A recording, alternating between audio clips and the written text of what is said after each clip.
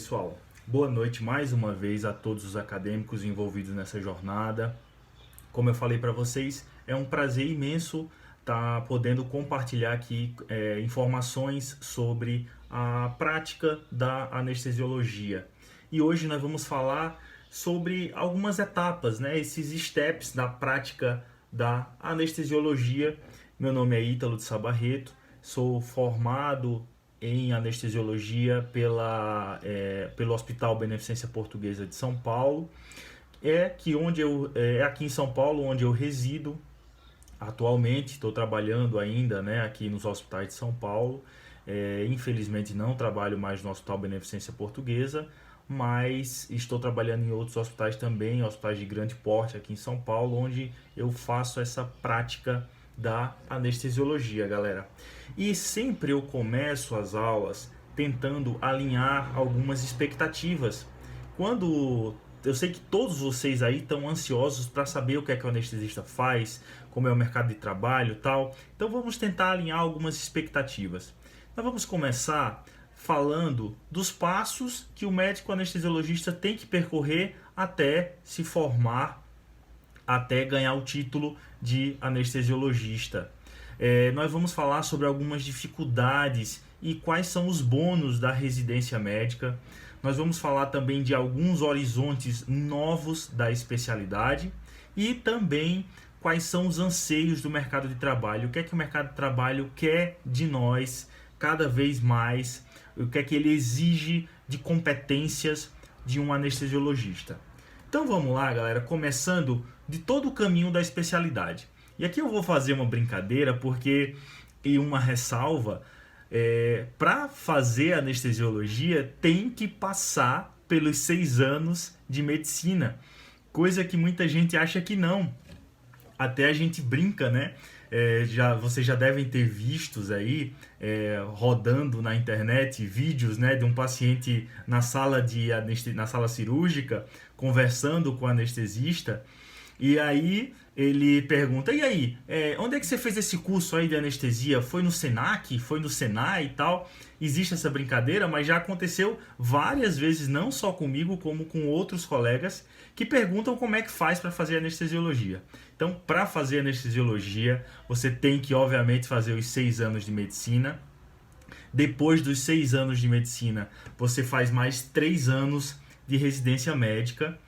Depois que você termina os 3 anos de residência médica, você vai prestar a prova de título da Sociedade Brasileira de Anestesiologia, a prova de título da SBA, tá? E aqui eu faço uma ressalva que eu não conhecia a especialidade antes de entrar nela, e antes de passar, na verdade, na residência. Foi quando eu passei para anestesiologia que eu realmente vi que existem diferenças nas residências médicas. As residências médicas de anestesiologia, galera, elas têm residências apenas vinculadas ao MEC, certo? E temos as residências vinculadas ao MEC e à SBA.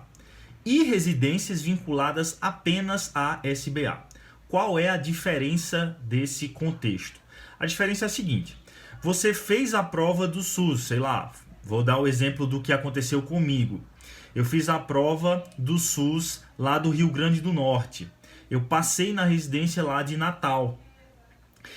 Era a minha primeira opção, como eu sou cearense de origem, né? Sou natural, né, do Ceará.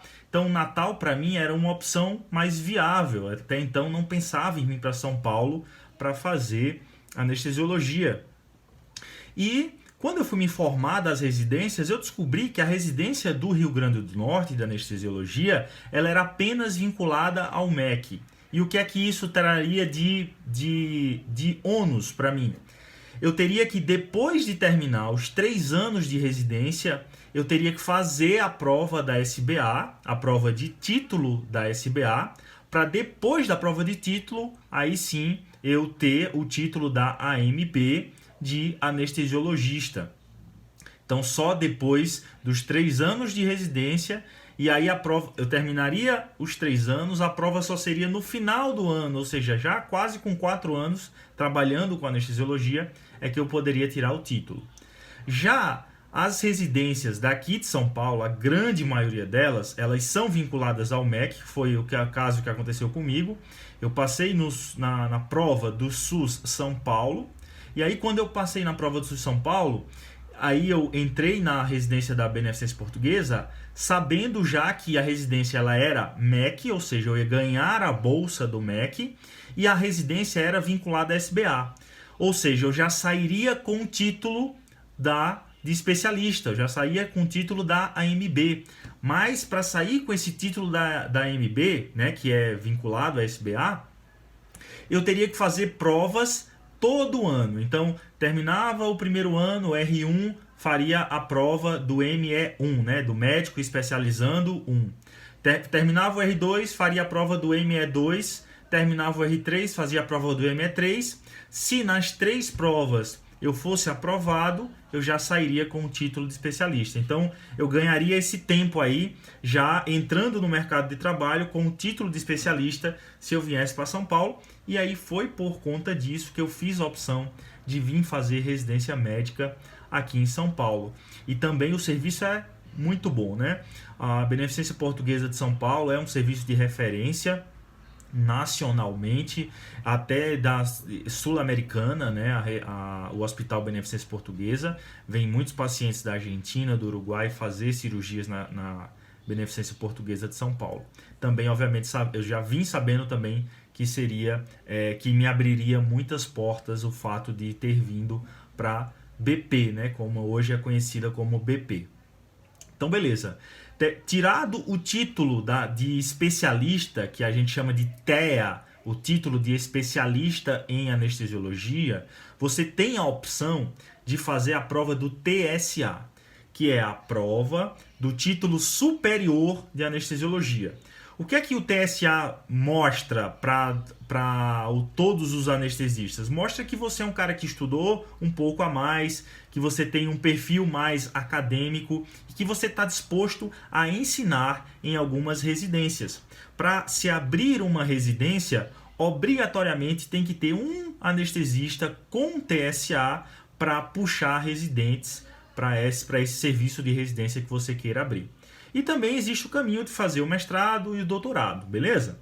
Aqui eu vou chamar a atenção que quando você termina os 3 anos de residência médica, você pode optar por fazer um R4 ou até um R5.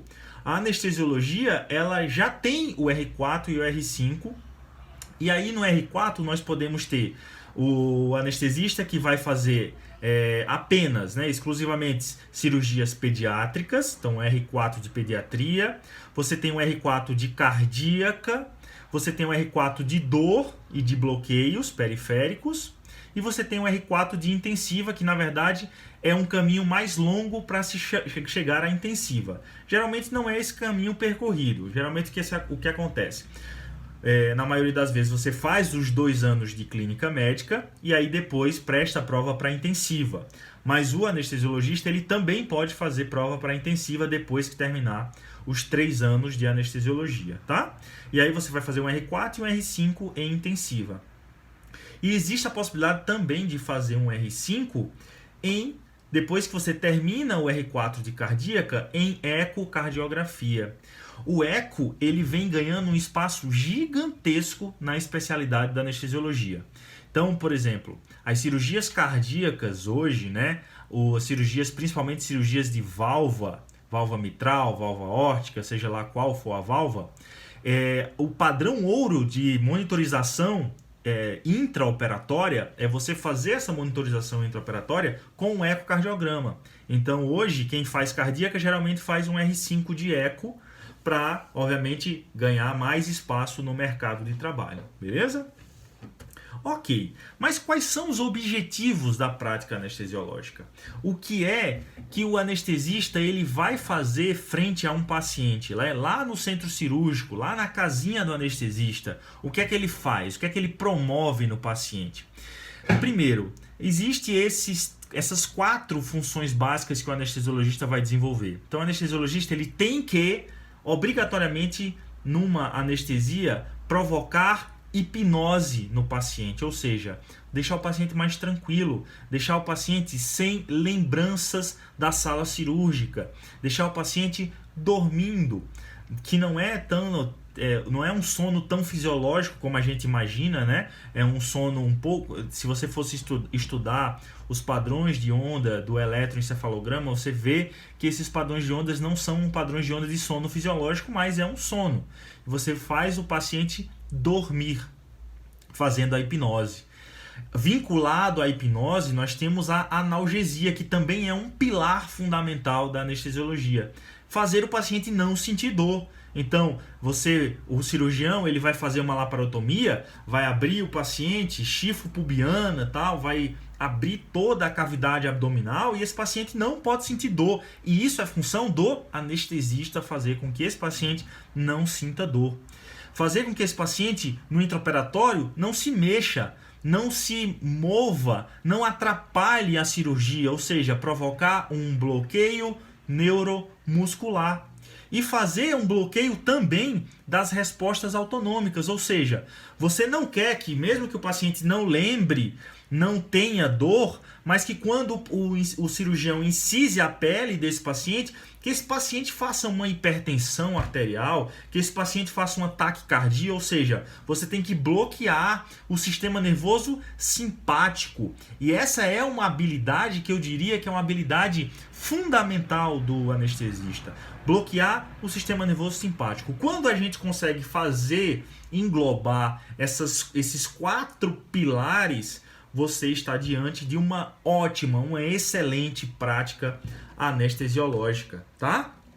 Então, você faz tudo isso para o doente, mas mesmo assim, o doente olha para você e vê uma coisa, né? Ele olha para o anestesista e ele não quer saber se ele vai ser rasgado de fora a fora, se a barriga dele vai ser exposta. Ele não quer nem saber, ele não tá nem aí. O que ele tem medo é do anestesista. Ele tem pavor do anestesista. Hoje mesmo eu estava fazendo uma sedação para uma paciente que ia colocar um balão intragástrico para perder peso, né? Tipo, era um procedimento por endoscopia, com uma sedação, né? Uma sedação um pouco mais profunda. E ela não estava preocupada que ia entrar um endoscópio na boca dela, passar pelo esôfago, entrar no estômago, iam insuflar um balão que tem 700 ml com soro, né? Dentro do estômago dela. Ela não estava nem aí. Ela olhou para mim e disse: eu tenho medo de você. Eu tenho medo da anestesia. E é isso, né, galera? E por que esse medo gigantesco da anestesia? Porque antigamente se morria muita gente da anestesia. Se você pega a década de 70, 60, 70, galera, o índice de mortalidade das anestesias era gigantesco. E por quê? Porque as medicações que eram usadas, a forma de se fazer anestesia era uma forma precária. A anestesia estava começando, né? A anestesia ela se desenvolveu ali em meados de 1920, 1930. É quando a gente começa a ter os primórdios da especialidade. E aí, a partir daí, se morria muita gente durante as cirurgias. Por quê? Porque as medicações não eram as melhores, a forma de monitorizar não era melhor, e aí por conta disso se criou todo esse medo da anestesia, de se morrer de anestesia. Mas o que a gente vê hoje é que a mortalidade por causas associadas à anestesiologia é muito pequena. Se a gente pegar alguns estudos aqui, vamos pegar alguns estudos mais recentes, ó. Esse japonês aqui em 2002 é de 0,1 a cada 10 mil anestesias, o índice de mortalidade, certo? Se você pega esse estudo australiano aqui de 2005, é de 0,19, então vão todos oscilar mais ou menos assim. E se você pega pacientes ASA 1, o que é isso? São aqueles pacientes saudáveis, aqueles pacientes sem nenhuma comorbidade. Esse tipo de paciente é um paciente muito bom de ser anestesiado e que tem um risco de mortalidade muito baixo, muito pequeno. Só para você ter ideia, é muito mais arriscado você atravessar uma rua, a probabilidade de você morrer atravessando uma rua é bem maior do que se você for submetido a uma cirurgia de baixo risco e você sendo um paciente tranquilo, um paciente sem nenhuma comorbidade. É óbvio que quando os pacientes são mais graves, têm mais doenças, são aqueles pacientes ASA 4, esses pacientes realmente têm uma mortalidade um pouco maior, mas não pela anestesia em si, e sim por todas as comorbidades que esse paciente ele carrega, que esse paciente ele traz, tá bom? Continuando então. E aí, quais são as drogas mais usadas em anestesiologia? Aqui é só para dar uma pincelada, porque são coisas que o clínico, o médico, quando ele termina a faculdade de medicina, ele não tem ideia de algumas medicações que a gente usa. E aqui é só para mostrar para vocês que realmente são medicações muito específicas. São medicações que são quase que exclusivas da prática da anestesia. E aí a gente tem medicações para induzir, ou seja, para começar a provocar hipnose, provocar analgesia. E aqui nós temos o famoso Propofol, o leitinho do Michael Jackson, né? O Propofol, ele é um hipnótico, ele faz o paciente dormir.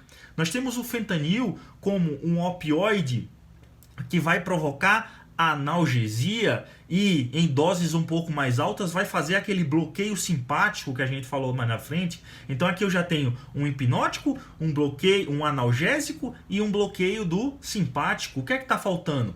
Um bloqueador neuromuscular, e aqui nós temos o rocurônio. O rocurônio é um bloqueador neuromuscular, vai atuar lá na placa motora, fazendo com que não exista contração muscular. Vai bloquear o estímulo do neurônio lá na placa motora, não vai fazer as moléculas de acetilcolina penetrarem lá na fenda, na placa motora, fazendo com que essa fibra despolarize e aconteça a contração, aconteça o deslizamento das fibras de actina e miosina. Isso não vai acontecer porque tudo vai estar bloqueado. O impulso nervoso vai estar bloqueado porque as células musculares vão estar ocupadas por esse bloqueador neuromuscular. Aqui eu coloquei o rocurônio, mas tem a succinilcolina, tem o cisatracúrio, tem várias outras opções.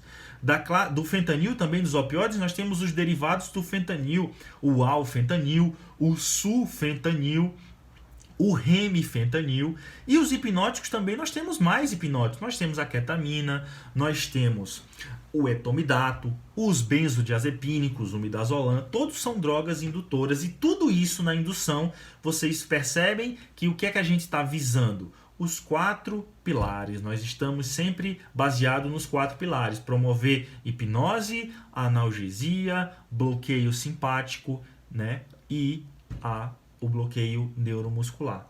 Beleza, você colocou o cara para dormir, mas essas drogas têm metabolismo rápido. Você vai ter que manter esse paciente dormindo. Por quê? As cirurgias às vezes são cirurgias de 8, 10 horas, 12 horas de cirurgia, 16 horas de cirurgia. Não estou brincando, existem cirurgias longas, muito longas. E aí você tem que manter esse paciente dormindo. Então existem as drogas de manutenção. E aqui o que a gente está vendo aqui, ó, são gases hipnóticos. Então é uma coisa que só o anestesista usa praticamente. Aqui nós temos esse roxinho é o isoflurano, o amarelo o sevoflurano e o azul o desflurano. Então esses hipnóticos, esses gases hipnóticos, você vai injetar pelo tubo, pela intubação orotraqueal. Esse paciente já está intubado e junto com os gases frescos, que é o oxigênio que você vai fornecer para esse paciente, junto com o oxigênio vai o sevorane, o desflurano ou o isoflurano. Esses gases são gases hipnóticos e esses gases vão manter o paciente dormindo durante toda a cirurgia. E existe também as bombas de infusão, cada vez mais modernas, galera. Essas bombas de infusão, elas trabalham com modelos farmacocinéticos e olha só como é legal. Isso aqui é muito bacana porque eu não tinha nem ideia que o anestesista ele englobava toda essa tecnologia, né, atrelada ao sono. Olha só, galera, existe bombas de infusão que nós chamamos de bomba alvo controlada, né? São as bombas TCI.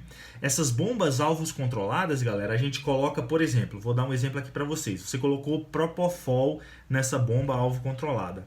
E aí você pode até induzir a sua anestesia nessa bomba.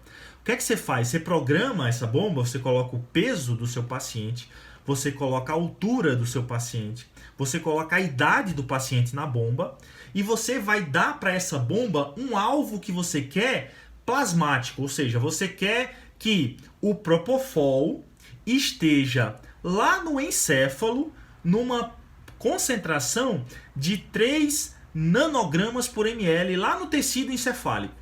E a bomba, ela vai fazer, com base nos dados antropométricos que você colocou, ele vai dar a dose adequada para aquele paciente. Então ele faz a dose de indução, faz a dose de manutenção, tudo baseado em um modelo farmacocinético.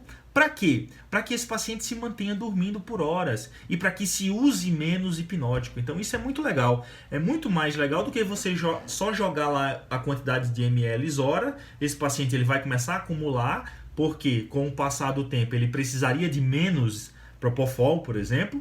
E aí a bomba alvo controlada ela consegue justamente ajustar para que esse paciente consiga dormir, mas ele vai dormir pensando num despertar mais rápido. E aí muita gente pergunta, Ítalo, então é fácil, né? É fácil. A sua profissão, o anestesiologista, é só fazer dormir. Fazer dormir é fácil, eu durmo em casa, tranquilo, tal. E aí eu diria que não. Não é só botar o leão para dormir.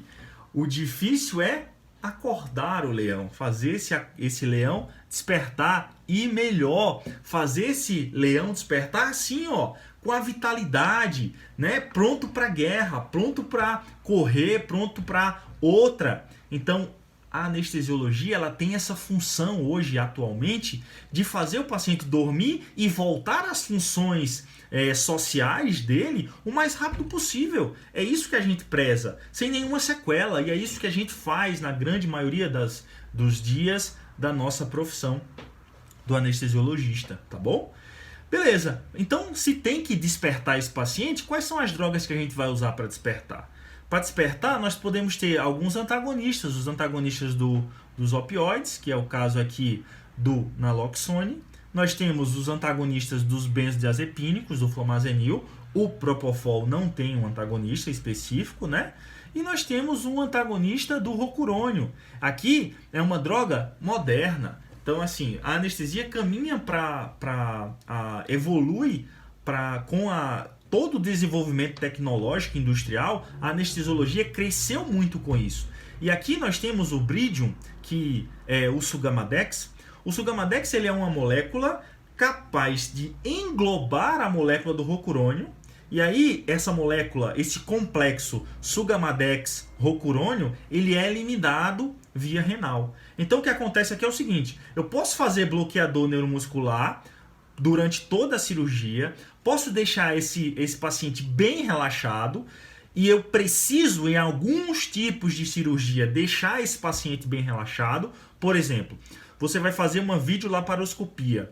O paciente vai insuflar dentro do abdômen, da cavidade abdominal desse paciente, gás. Você vai fazer um pneumoperitônio para o cirurgião conseguir operar por vídeo. Essa parede abdominal muscular tem que estar extremamente relaxada, porque quanto mais relaxada tiver essa cavidade abdominal, essa parede muscular, menos gás o cirurgião vai usar, menos pressão intraabdominal vai fazer nesse paciente, menos repercussão hemodinâmica esse paciente tem. Então é importante que esse paciente esteja bem relaxado, pensando nas repercussões hemodinâmicas.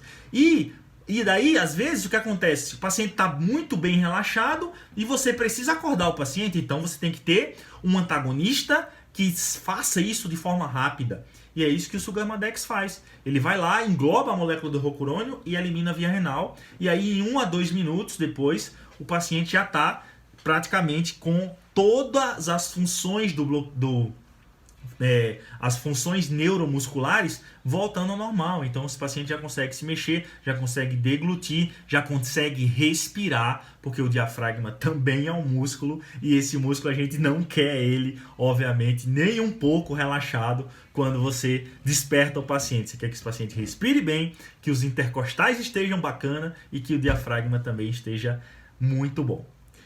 Beleza, mas aí você terminou sua residência médica, você vai cair no mercado de trabalho, e o mercado de trabalho é canibal, ele espera muito do médico anestesiologista.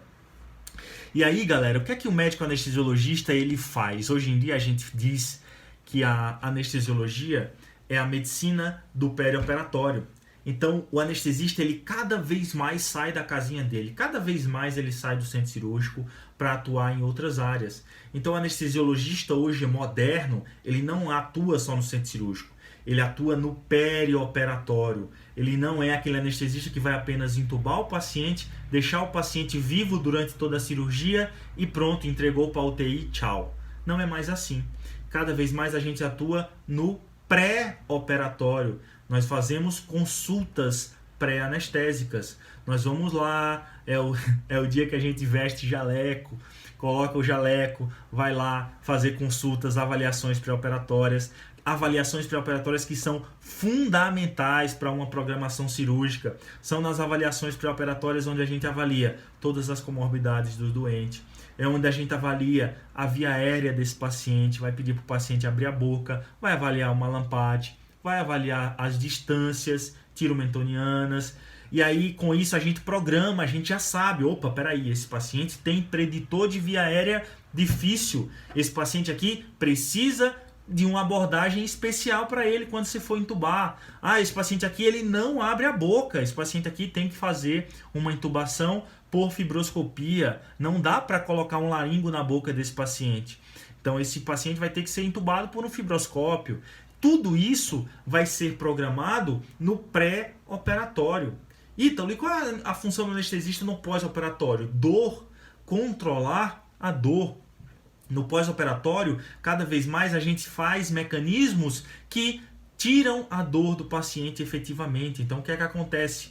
Você, por exemplo, você vai fazer uma laparotomia aberta, que foi o exemplo que eu usei, vai abrir chifre pubiano, o paciente vai ficar com muita dor, é uma cirurgia extremamente agressiva. O intraoperatório você controlou a dor, e no pós, o que é que você pode fazer? Várias estratégias. O que é que a gente usa hoje que é super moderno? A gente, por exemplo, antes de começar a cirurgia, a gente faz uma anestesia chamada de anestesia peridural, que é onde a gente vai entrar com uma agulha, né, entre as vértebras. Você vai entrar com uma agulha, vai passar um catéter, esse catéter vai ficar epidural, ou seja, vai ficar acima da dura mater. E aí, através desse catéter, você consegue conectar uma bomba que vai injetar anestésico local na dependência e na demanda do paciente. É o que a gente chama de analgesia controlada pelo paciente. É o PCA. Então o paciente sentiu dor, ele aperta um botãozinho, injeta-se anestésico local nesse espaço epidural e o paciente alivia a dor. Então, essa é a anestesia mais moderna, é a anestesia do pós-operatório. Cada vez mais a gente se preocupa com esses pacientes no pós-operatório. Por isso que o mercado exige isso do anestesista cada vez mais. Ele exige que o anestesista saia da casinha dele e vá fazer sedação para endoscopia lá no SADT, lá nos centros de diagnóstico, né? Ele exige que o anestesista saia da casinha dele e vá lá na UTI abordar as vias aéreas difíceis, porque se a gente pudesse dizer uma função primordial do anestesista, uma competência muito bacana do anestesista é gerenciar a via aérea. Eu me arrisco a dizer que são pouquíssimos os profissionais que manejam melhor a via aérea do que o anestesiologista. O anestesiologista ele é dono e mestre da via aérea. Ele tem várias alternativas quando ele não consegue intubar um paciente, passar uma máscara laríngea. Programação, tudo com base numa programação prévia e um planejamento na abordagem da via aérea, e o anestesista ele é sim o profissional da via aérea. beleza? Então, se precisa do anestesista lá, o anestesista está no centro cirúrgico, mas chegou uma via aérea difícil lá na emergência, o anestesista cada vez mais desce para ajudar. E aí, quando você pergunta assim, Ítalo, então você está se esnobando porque é o profissional da via aérea? Não, não tem nada de esnobar, galera. A própria pandemia do Covid mostrou isso. Quem estava na linha de frente nos times de resposta rápida de intubação eram os anestesistas. Por quê? Pelo manejo que a gente tem, pela facilidade que a gente tem de manejar essas vias aéreas. Então é isso, nós atuamos em todo o hospital, não é mais agora a casinha do centro do anestesista, não, cada vez menos é o centro cirúrgico. A gente vai para a endoscopia, vai fazer sedação nas ressonâncias de crianças, vai na tomografia acompanhar pacientes, transportar pacientes da UTI até a tomografia. Então cada vez mais o anestesista sai do centro cirúrgico e atua em todo o hospital. E agora falando especificamente do mercado de trabalho, aqui eu vou fazer uma divisão de como é que funciona o mercado de trabalho Norte e Nordeste e Sul e Sudeste. No Norte e Nordeste e Centro-Oeste, o que acontece na grande maioria dos estados é que existem as cooperativas. Como é que funciona uma cooperativa? Você chegou como anestesista novo, por exemplo, vamos supor que eu estivesse indo para o Ceará agora. Eu ia chegar lá no Ceará, eu ia ter que pagar uma taxa para a cooperativa, e a cooperativa, quando eu pagasse essa taxa para a cooperativa, eu era agora um cooperado lá da cooperativa do Ceará ou da cooperativa da Paraíba, e a partir daí, tudo que eu fizesse de anestesia, de plantões, tudo que eu fizesse de procedimentos, esses procedimentos todos eles iam para a cooperativa e a cooperativa me repassaria pegando uma taxa desses procedimentos. O que você fizer é seu. Então, se eu fizesse uma vesícula e a vesícula pagasse um X valor, esse X valor ia ter um desconto pela taxa da cooperativa e ia ser repassado para mim diretamente, tá? Então, esse é o esquema de cooperativa. O que você faz é seu, obviamente, com uma taxa da cooperativa. Sul-Sudeste, não é assim que funciona. Sul-Sudeste, aqui em São Paulo, o que é que acontece? Os hospitais, eles montam grupos de anestesia. Então, por exemplo, vou dar um exemplo do hospital que eu trabalhava, o Hospital Santa Cruz, aqui na Vila Mariana. O Hospital Santa Cruz, ele tinha um grupo de anestesia. Esse grupo de anestesia tinha os plantonistas da segunda até domingo, e aí eu recebia do hospital o valor do plantão. E aí, durante as 12 horas, de 7 da manhã até as 19 horas, o que aparecesse eu teria que fazer pelo valor do plantão. Então não ganho nada de procedimento, só ganho apenas o valor do plantão, certo? Isso é o esquema de grupo, que é o que domina o Sul e o Sudeste. E ainda existe a possibilidade do freelancer, que esse posso dizer para vocês que é um dos melhores esquemas de trabalho. O freelancer é o seguinte: eu tenho um cirurgião que eu conheço, esse cirurgião me quer como anestesista dele. E aí ele fala: Ítalo, olha só, eu quero que você anestesie para mim. E eu tenho uma agenda cirúrgica na segunda-feira e na quinta-feira. Separa esses dias para mim, beleza, você vai lá, separa esses dias para o cirurgião e o cirurgião vai te repassar um valor melhor, vamos dizer assim, um valor que compensa mais pela hora trabalhada. E aí, esse valor de hora trabalhada, geralmente o que o cirurgião ele repassa para a gente, não é uma regra, mas é mais ou menos uma estimativa de mercado. 30% do que ele cobrou para o paciente, ele te repassa para você fazer a anestesia. Então é mais ou menos assim que funciona o freelancer. É bom, você poderia dizer que aqui em São Paulo, o freelancer é o melhor a se fazer. O que é que eu faço hoje? Só para vocês terem ideia. Hoje eu tenho grupos onde eu trabalho na segunda, na terça e na quarta. Eu trabalho para grupos específicos, ou seja, com o valor do plantão, e o resto dos dias eu faço freelancer para mesclar a renda, e é assim que funciona, tá certo? Beleza? Bom, galerinha, era basicamente isso que eu tinha para falar para vocês. Aqui nessa foto eu quero só deixar um recado. O que é que eu estou fazendo aqui? Estou monitorizando um paciente. Isso é um carrinho de anestesia, né, de uma marca famosa, da Drager. E aqui, quando eu olho para esses parâmetros, aqui o que a gente está vendo aqui é uma frequência cardíaca de 58, uma saturação de 100%, uma pressão estável. Então esse paciente ele está estável. É um paciente que está na minha mão, está sob meus cuidados. Então eu quero só deixar esse recado final aqui para vocês, que não olhem apenas para os sinais vitais, não olhem apenas para a frequência cardíaca, a pressão arterial, tal. Não, olha o paciente como um todo. Vê esse paciente todos os anseios. Na maioria das vezes, esses pacientes vão chegar no centro cirúrgico extremamente ansiosos, nervosos, com medo da anestesia. Isso é comum demais. E qual é o nosso papel? Passar segurança para esse paciente. Então, o anestesista hoje é o médico que dá segurança, traz segurança para esse paciente. É lógico, com o cirurgião. E essa equipe, esse binômio cirurgião-anestesista, trabalhando em conjunto, harmonizando durante todo o intraoperatório, isso é muito bonito de se ver e isso é o que me fez me apaixonar. E hoje, cada vez mais, eu sou mais apaixonado pela minha profissão, a anestesiologia. Beleza, galera? É isso. Espero que todos vocês tenham gostado. E aqui eu abro agora para perguntas. O que vocês quiserem perguntar aqui agora, sou ouvidos e respostas. Quem me acompanha nas redes sociais sabe que eu tenho um projeto que é o InjectMed, que é um projeto que eu tenho com um parceiraço, assim, que é o Francisco.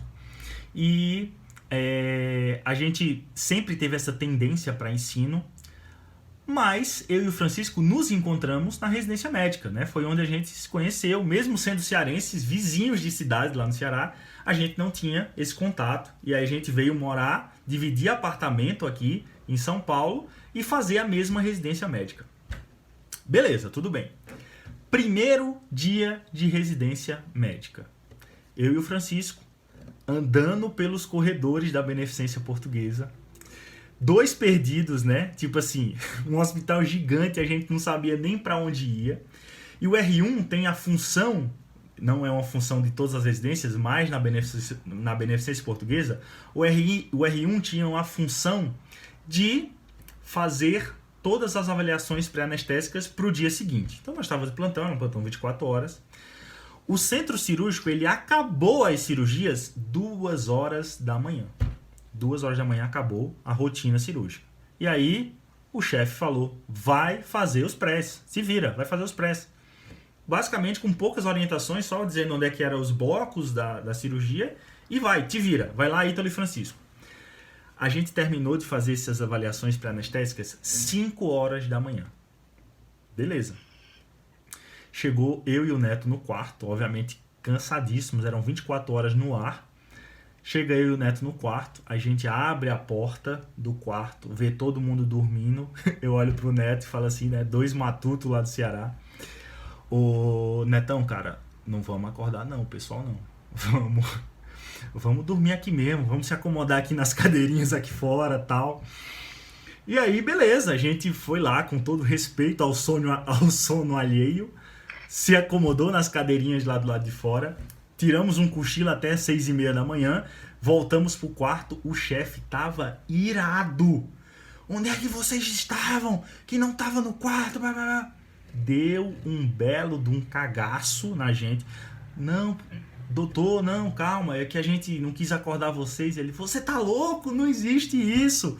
Não existe, todo mundo aqui tá de plantão, todo mundo aqui tem que ser acordado, não tem essa. A gente tá aqui pra ser acordado mesmo, tal.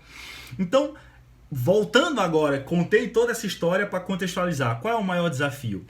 O maior desafio foi o seguinte, foi esse, né? Tipo assim, essa resiliência que você tem que ter, né? Então, para você entrar numa residência médica, esse respeito aos chefes, né? Que era uma coisa que veio de sempre, né? Foi o respeito que eu trouxe dos meus pais, que eu passei para isso, para os chefes.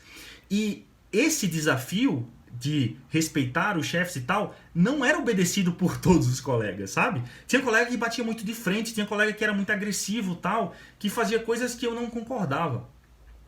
E aí, por isso, né, eu volto ao contexto do desafio. Então, esse foi o maior desafio. Foi sair de uma cidade interiorana, vir para uma grande capital, se adaptar a todo o estilo de vida paulistano e aí, justamente com isso, pegar alguns chefes que já eram calejados da anestesia, que faziam assim, te davam esses cagaços assim constantemente, mas eram cagaços para crescimento. E eu aprendi muito na residência. Então, o grande ônus da residência realmente é isso. É essa sobrecarga de trabalho, sobrecarga de horas trabalhadas, mas no final das contas, agradeço demais a ter ido para um serviço como a Beneficência Portuguesa, onde eu tive mão de tudo. Desde do neonato de 600 gramas até o transplante hepático, que é essa cirurgia que eu falei para vocês de 16 horas. Então, graças a Deus, eu tive todo esse N por estar num serviço de excelência. Basicamente, esse é o grande desafio da residência, a resiliência.